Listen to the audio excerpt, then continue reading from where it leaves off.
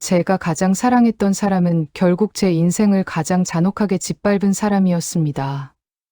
남편이란 이름으로 제 곁에 있었지만 그는 어느 날부터 다른 여자의 집을 자기 집이라 부르며 두 집 살림을 시작했습니다. 저는 오늘 그 이야기를 제 입으로 직접 들려드리려 합니다. 누군가는 믿기 어렵다 하겠지만 누군가는 지금 이 순간에도 겪고 있을지도 모릅니다. 저는 20살 무렵에 남편을 만났습니다. 처음 그를 봤을 때는 솔직히 눈에 확 들어오는 사람은 아니었어요. 키도 크지 않았고 옷차림도 그저 평범했습니다. 하지만 눈빛만은 진지했고 묘하게 따뜻했어요. 제가 힘들다고 하면 밤새 들어주던 사람이었으니까요. 이 사람이라면 나를 버리지 않겠다는 믿음이 들었죠. 우린 가진 것도 없이 혼인신고부터 했습니다. 결혼식은 친척들 몇 명 불러 대충 치렀고 예식장 대신 동네 식당에서 밥 한 끼로 마무리했죠. 하지만 저는 그때 행복했습니다. 세상 그 무엇과도 바꿀 수 없는 행복이었어요. 작은 전셋방에 둘이 나란히 누워 우리 언젠가는 집 장만하자. 아이 낳고 잘 살아보자 꿈을 꾸며 잠들던 날들이 아직도 기억납니다. 아이들이 태어나면서 저는 더 열심히 살았습니다. 남편 월급만으로는 빠듯했기에 낮에는 아이 보며 집안일하고 밤에는 편의점 알바를 뛰었죠. 남편도 직장에서 나름대로 열심히 일했습니다. 그렇게 10수년을 버티며 집도 마련했고 아이들도 어느 정도 자라 안정되나 싶었어요. 저는 그때까지도 믿었습니다. 우리가 함께라면 어떤 시련도 이겨낼 수 있다고요. 하지만 어느 순간부터 남편은 달라졌습니다. 회사 일이 바쁘다며 술자리가 늘고 집에 들어오는 시간이 점점 늦어졌습니다. 처음에는 이해했습니다. 회사 생활이 힘들겠지. 내가 더 잘해야지. 그렇게 마음을 다잡았어요.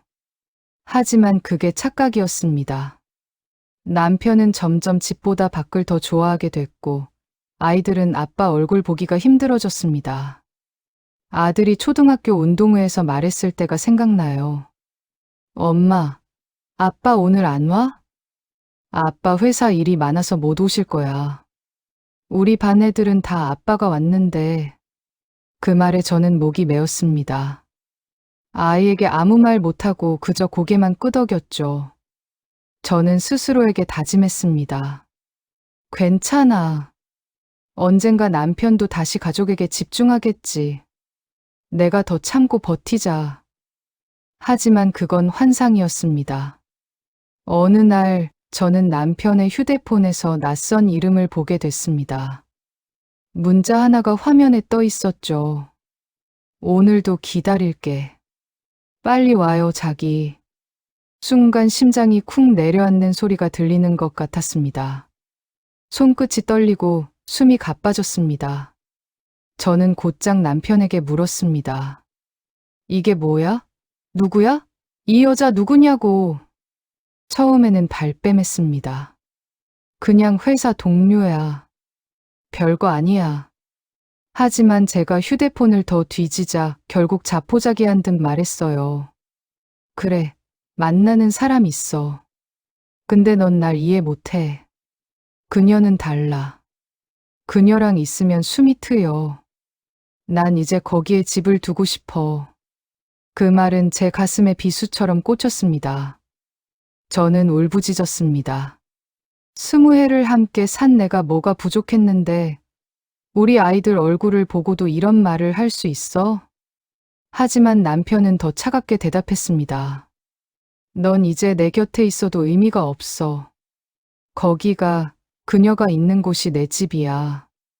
그날 이후 남편은 정말로 집을 나갔습니다. 캐리어를 끌고 현관문을 닫는 소리가 아직도 귀에 선명합니다. 아이들이 울면서 아빠 가지 마 소리쳤는데 그는 뒤돌아보지도 않았습니다. 저는 믿고 싶지 않았습니다. 언젠가는 돌아올 거라, 저 여자는 그냥 스쳐가는 사람일 거라 그렇게 스스로를 속이며 버텼습니다. 하지만 시간이 지날수록 더 잔혹한 사실이 밝혀졌습니다. 그 여자와 남편 사이에 아이가 태어났다는 것이었습니다. 남편이 집을 나간 지 몇 달이 흘렀습니다. 처음엔 저도 믿으려 했습니다. 언젠가는 돌아오겠지. 아이들 때문에라도 결국 다시 집에 오겠지. 하지만 현실은 정반대였습니다. 그는 돌아오지 않았고 오히려 더 대놓고 새로운 가정을 꾸렸습니다. 가장 충격이었던 건 어느 날 동네에서 아이가 본 장면이었어요. 제 아들이 학교에서 돌아오던 길에 아빠와 어떤 여자, 그리고 낯선 여자아이와 함께 웃고 있는 모습을 본 겁니다. 아이는 그 자리에 얼어붙었다고 했습니다. 엄마, 아빠가 다른 여자랑 애랑 같이 있었어. 나 눈이랑 마주쳤는데 그냥 모른 척하고 가버렸어. 그 얘기를 들었을 때 제 가슴이 찢어졌습니다. 그래, 이제는 숨기지도 않는구나. 내 아이 앞에서도. 며칠 뒤 저는 직접 마주치고 말았습니다. 시장에서 장을 보는데 남편이 그 여자와 아이와 함께 걸어오는 거예요. 남편은 저를 보자 잠깐 멈칫했지만 곧 아무렇지 않게 여자의 어깨를 감싸며 지나갔습니다. 그 여자는 저를 똑바로 쳐다보며 비웃듯 웃었습니다. 아직도 버티고 계시네요. 근데 이제 그분은 제 사람이에요. 애들도 우리 집에서 아빠 부르며 잘 자라고 있고요. 그 말이 제 귓가에 맴돌았습니다. 피가 거꾸로 솟는 기분이었습니다. 저는 차마 아무 말도 못하고 그 자리에 얼어붙어 서 있었지만 속에서는 불이 치솟았습니다. 그날 밤 아이들은 물었습니다. 엄마, 아빠는 왜 우리랑 안 살아? 아빠는 왜 다른 집에 가 있어? 저는 뭐라 대답해야 할지 몰랐습니다. 아이들 앞에서는 울 수 없어서 밤마다 화장실에 들어가 변기 뚜껑 닫고 울었습니다. 아이들 몰래 속으로만 되뇌었죠. 이게 다 내 잘못일까? 내가 더 잘했더라면 저 사람은 떠나지 않았을까? 하지만 곧 깨달았습니다. 잘못은 저에게 있지 않았습니다.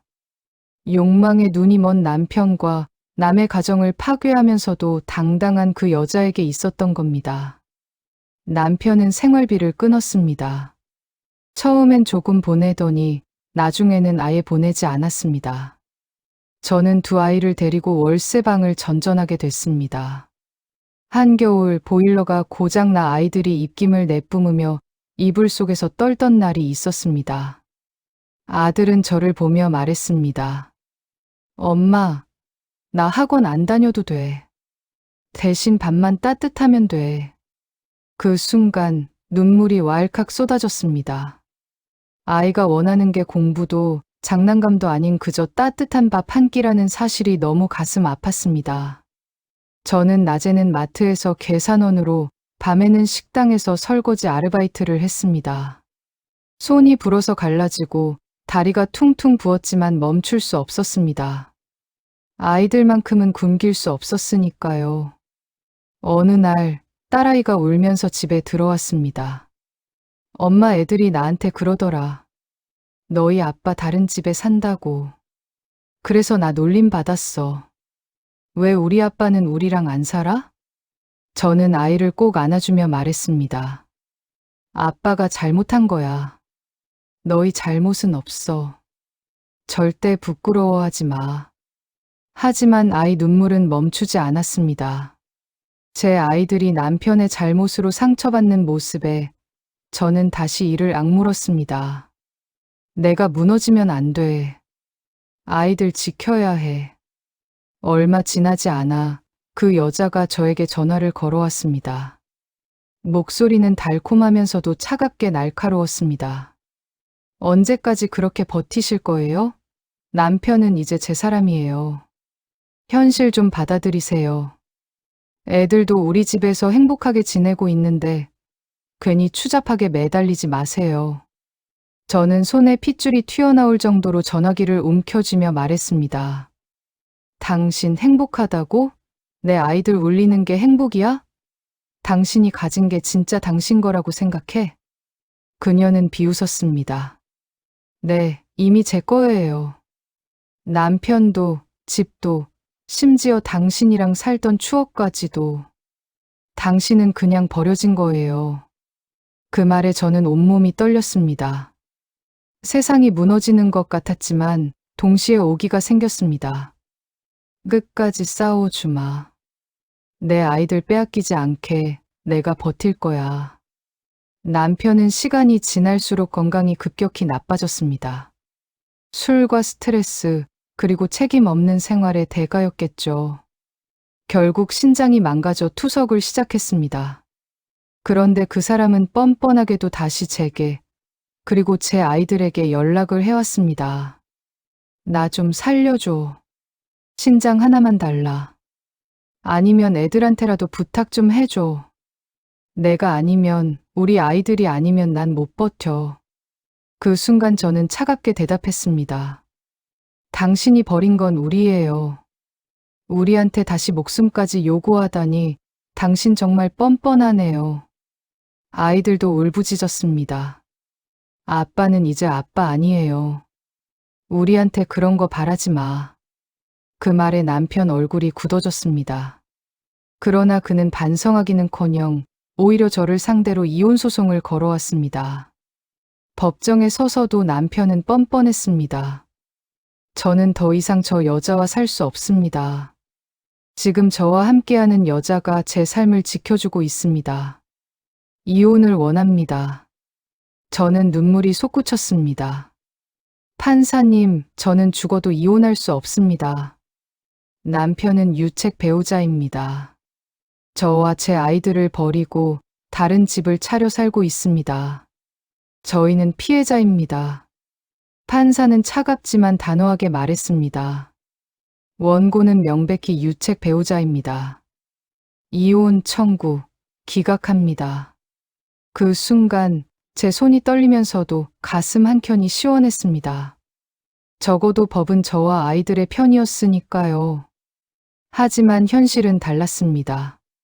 남편은 법으로는 저의 남편이었지만 생활비를 끊었고 재산을 모두 그 여자와 아이에게 넘겼습니다. 심지어 제가 살던 집까지 팔아치웠습니다. 저는 아이들과 함께 쫓겨나다시피 집을 나왔습니다. 작은 월세방을 얻어 전전했습니다. 집은 곰팡이가 피어 눅눅했고 비가 오면 천장에서 물이 샜습니다. 아이들은 비닐통에 물을 받아내며 놀았지만 저는 웃을 수 없었습니다. 한겨울에는 보일러가 고장 났습니다. 아이들이 입김을 내뿜으며 이불 속에서 떨고 있었죠. 엄마, 괜찮아. 그냥 이렇게 자면 돼. 그 말에 저는 부엌에서 소리 죽여 울었습니다. 아이가 원하는 건 그저 따뜻한 밥과 따뜻한 방이었는데 저는 그것조차 해주지 못했으니까요. 아들은 중학생이 되면서 점점 무거운 표정을 짓게 됐습니다.